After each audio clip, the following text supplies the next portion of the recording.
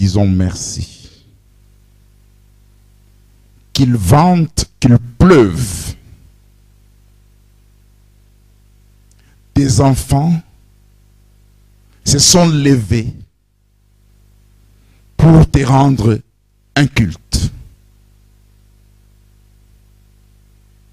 Seigneur, vois leur obéissance. Nous sommes venus te célébrer, te rendre gloire, parce que tu es le Dieu créateur. Et c'est toi qui nous soutiens.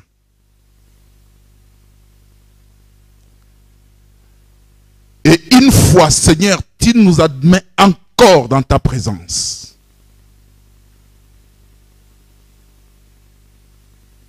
Nous te disons merci.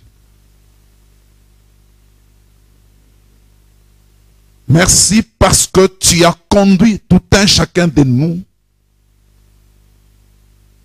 jusqu'en ce lieu, dans toute paix et sérénité. Que l'honneur, la gloire ne remonte qu'à toi.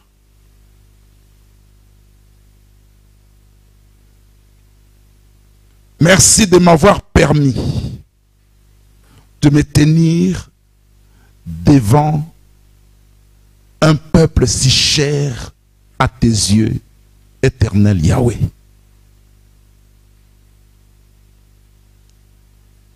Seigneur, prends contrôle de toutes choses.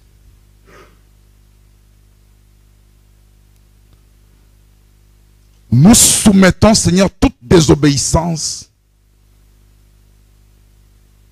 parce que toi, tu nous rends obéissants. Que ton esprit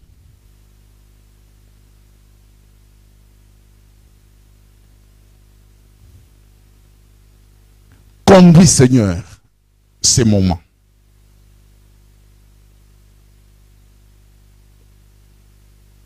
Je suis humain et par ton esprit, Seigneur, que je sois un canal de bénédiction pour ton peuple. Je te rends gloire, Seigneur. Merci pour les contrôles et merci pour tout. Dans le nom de Jésus. Amen. Amen. Une fois, j'ai béni le Seigneur pour l'opportunité qu'il m'a accordée et pour l'ange de cette maison, pour la confiance donnée et surtout pour vous, le peuple très cher de Dieu. Vous valez réellement un grand prix à ses yeux.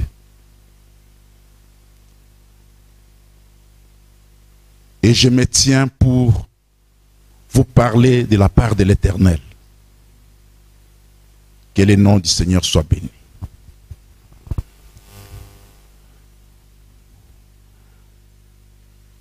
Nous avons comme thème la foi. La foi. Et les sous-thèmes, c'est par la foi qu'on garde la parole de Dieu. Alléluia. Si tu n'as pas la foi, tu ne sauras garder la parole de Dieu. Amen. Oui, le temps nous presse. Pendant quelques minutes, nous allons parler de la part de Dieu. Sans plus tarder, nous prenons nos Bibles dans Apocalypse 3, du verset 7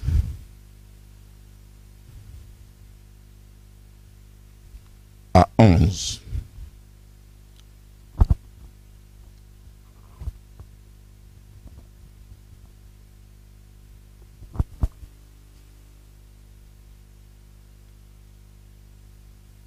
nabungisa elikiate. Je ne perdrai pas ma foi. Je ne perdrai pas mon espérance.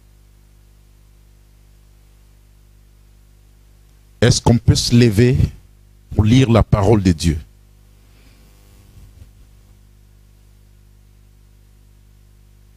Apocalypse 3, verset 7. Écrit à l'ange de l'église de Philadelphie. Voici ce que dit le saint, le véritable, celui qui a la clé de David, celui qui ouvre et personne ne peut fermer, et personne ne fermera. Celui qui ferme et personne n'ouvrira. Verset 8. Je connais tes œuvres. Voici, j'ai mis devant toi une porte ouverte que nul ne peut fermer. Parce que tu as peu de puissance, que tu as gardé ma parole et que tu n'as pas renié mon nom. Voici, je te livrerai des gens de la synagogue de Satan qui se disent juifs et ne le sont pas, car ils mentent. Voici, je les ferai venir se prosterner à tes pieds et reconnaître que je t'ai aimé. Parce que tu as gardé la parole de la persévérance en moi, je te garderai, moi aussi, de l'heure de l'épreuve qui va venir sur le monde entier pour éprouver les habitants de la terre. Je viens bientôt. Tiens ferme ce que tu as afin que personne ne prenne ta couronne. La parole du Seigneur. Amen. Tovandi. Alléluia. Est-ce que quelqu'un peut acclamer cette parole? Alléluia. Il te demande de tenir ferme, car il revient bientôt.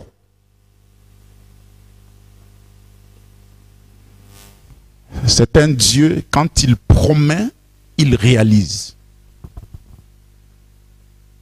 Il n'est pas un homme pour mentir. Il n'est pas un fils de l'homme pour se repentir. Il est Dieu. Ça, c'est une lettre adressée à l'église de Philadelphie. Il y a, dans la vision de Jean, l'apôtre Jean, il y a eu 7 lettres adressées aux 7 églises de l'Asie mineure. Ces églises qu'on nous parle ici représentent l'église actuelle. Alléluia. Tout dépend des comportements de chacune d'église. Alléluia. Mais ici, particulièrement l'église de Philadelphie, parmi les 7 églises, c'est l'unique église que le Seigneur les a parlé avec. Donc il a adressé une lettre d'encouragement. Alléluia.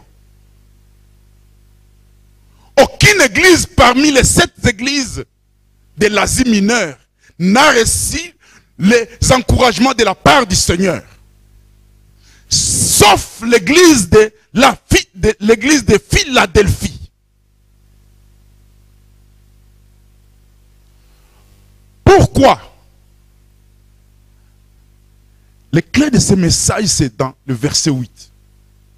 Parce que il n'a pas, donc, il n'a pas la puissance, mais il a gardé la parole de Dieu.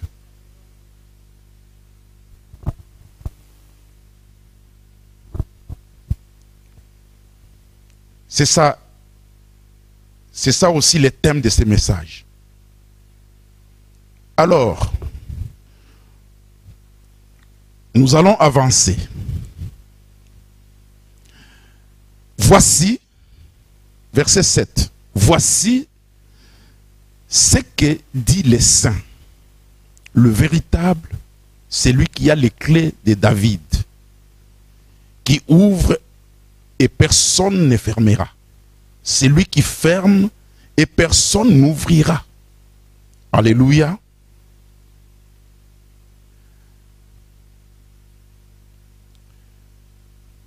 Dans chaque église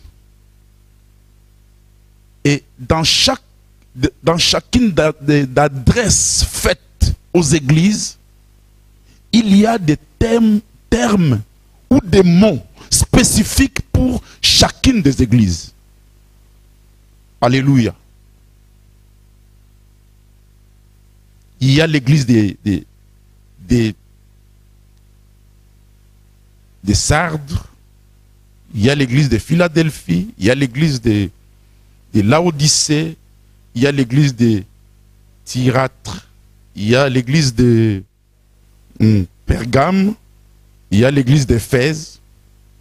Et parmi les 7 églises, chacune des églises, donc ici, là, dans chaque adresse, il y a un mot ou terme spécifique pour chacune d'église. Ici, on nous dit, le saint, le véritable, c'est lui qui a les clés de David. Et quand il ouvre, personne ne pourra fermer. Et quand il ferme, personne ne peut ouvrir. Alléluia. Et tous ces mots ont un sens donné.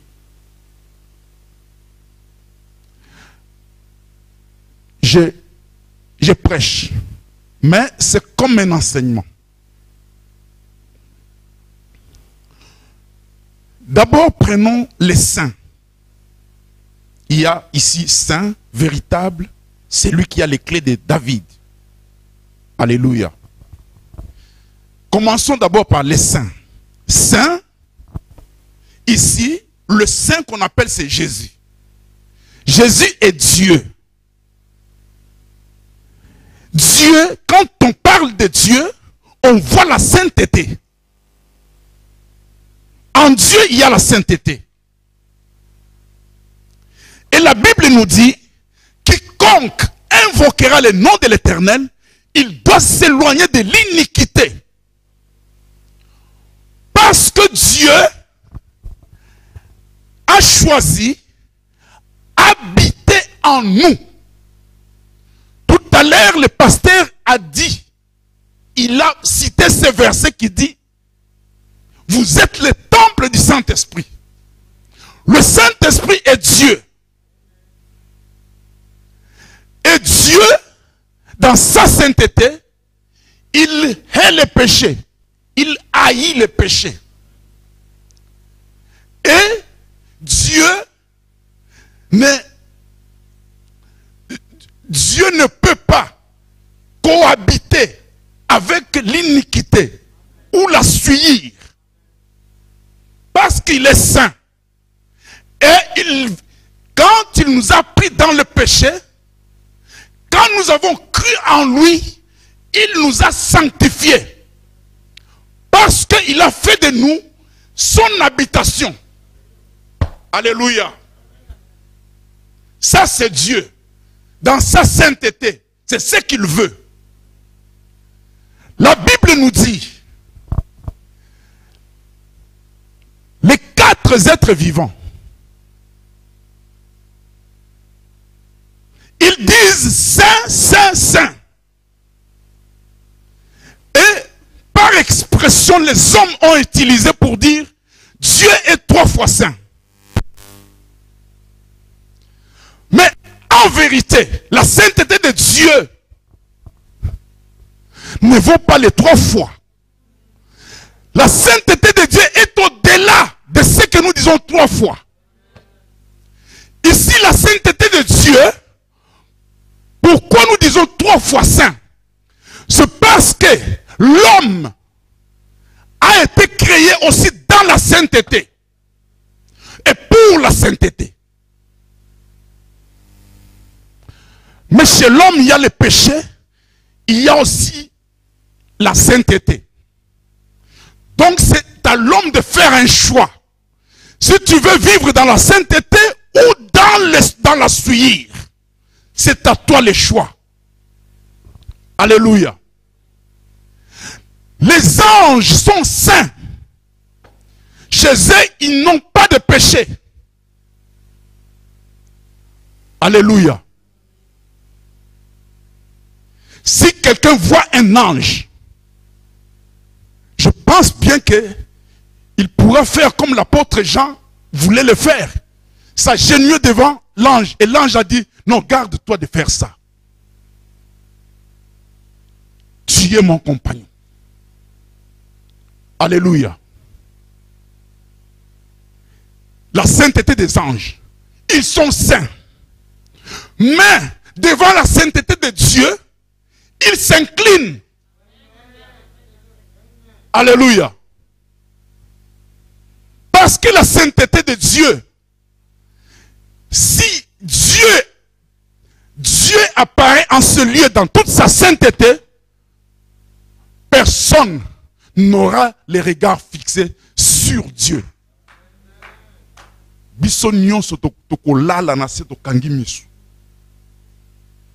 Alléluia. Ça, c'est la sainteté de Dieu.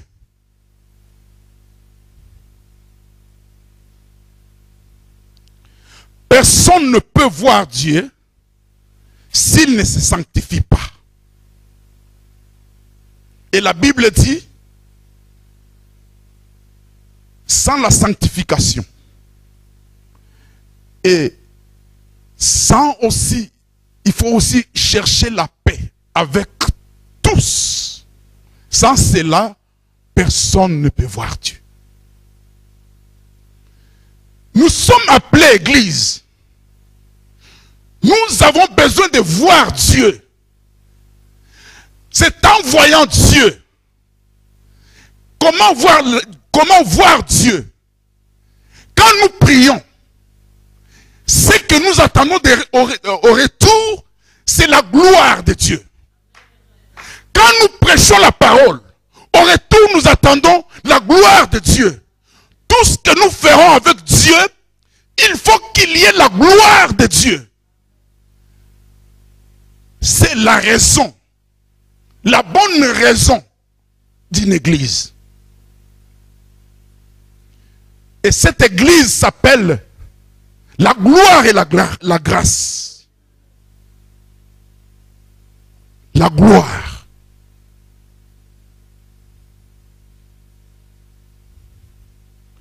Autrefois je disais, la grâce, Dieu nous a accordé la grâce. Mais pour la gloire, il faut chercher la gloire. Il faut se sacrifier pour obtenir la gloire. Alléluia. Tu as une part pour que tu puisses voir la gloire de Dieu. C'est pourquoi le Seigneur a dit, si tu ne souffres pas avec moi, tu ne verras pas la gloire. Parlant toujours de la sainteté,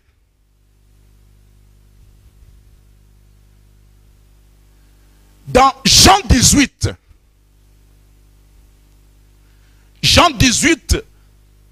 je vous donne les versets. Je peux commencer au verset 28. Mais c'est trop long. Alors je prends seulement les 3 derniers versets de la Bible. Je crois que ces passages de la Bible, tout le monde connaît. C'est lorsque Jésus était devant Pilate. Tout le monde connaît. Alors ici, je prends les 3 derniers versets de ces chapitres. Est-ce que nous y sommes? Verset 37. Je vais vous relater quelque chose pour vous faire comprendre. Pilate lui dit, tu es donc roi. Jésus répondit, tu l'as dit, je suis roi. Voici pourquoi je suis né et voici pourquoi je suis venu dans le monde pour rendre témoignage à la vérité. Quiconque est de la vérité, écoute ma voix. Pilate lui dit, qu'est-ce qu'est la vérité? Après avoir dit cela, il sortit de nouveau pour aller vers les Juifs. Et leur dit, moi, je ne trouve aucun motif de condamnation en lui. Mais c'est parmi vous une coutume que je vous relâche quelqu'un à la fête des Pâques. Voulez-vous que je vous relâche les rois des Juifs? Alors, de nouveau, ils crièrent. Ça, c'est le peuple juif. Non, pas lui, mais Barabbas. Or, Barabbas était un brigand. Alléluia. Ici, cette histoire va dans l'accomplissement de la parole de Dieu. Parce que les Juifs devaient renier Jésus-Christ. Ils l'ont fait. C'était la volonté de Dieu. C'est pour que nous, qu'on appelait les gentils, le peuple païen, et que nous puissions obtenir aussi la grâce. Alléluia. Et l'histoire est que lorsqu'on amena Jésus chez Pilate, parce que les Juifs étaient influencés par les principaux sacrificateurs, les soi-disant hommes de Dieu. Alléluia. Mais qui n'écoutaient pas l'Esprit de Dieu. Ils influençaient le peuple juif pour dire que non, ne relâche pas Jésus, mais relâche plutôt Barabbas. Alors Pilate disait, Pilate était un Romain, gouverneur chez les Juifs. Alléluia. Parce qu'en ce temps-là, c'est les Romains qui avaient le pouvoir, qui colonisaient, je peux dire ça, qui colonisaient presque tous ces parties du monde. Alléluia. Les Romains étaient une grande puissance. Le Rome était une grande puissance en ce temps-là, et il avait comme autorité sur beaucoup de nations. Alléluia. Et Pilate était un Romain, alors il était établi comme gouverneur dans ces parties de Judas. Alléluia. Et ils l'ont amené chez Pilate pour chercher la condamnation de Jésus. Parce qu'il se disait qu'il est roi. Alors, Pilate, la nuit même, sa femme était tourmentée par des rêves à cause de Jésus. Et il a dit à son mari, ne te mêle pas dans ces affaires. Parce que la nuit, j'ai été beaucoup tourmenté à cause de cet homme juste. Et Pilate cherchait le moyen pour relâcher Jésus-Christ. Alléluia. Et les Juifs étaient dans toute sévérité. Ils ont dit pas lui. Mais ils ont choisi Barabbas. La Bible dit que Barabbas était un brigand. Un brigand, c'était un voleur. C'est quelqu'un qui tuait. Alléluia. C'est ça Barabbas. Et Jésus était un homme de bien. Il est venu pour sauver. Mais regarde les choix qu'ils ont faits. Leur choix est tombé sur Barabbas. Alléluia. Bien-aimé, moi je vous dirais, tu es enfant de Dieu, que ton choix reste sur Jésus-Christ. En tout et pour tout.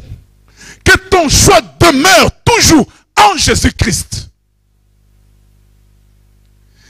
Il y a des hommes influençants. Il y a des hommes qui peuvent influencer. Mais toi, tu as reçu l'Esprit de Dieu. En recevant l'Esprit de Dieu, l'Esprit est venu. C'est pour que tu puisses distinguer le bien et le mal.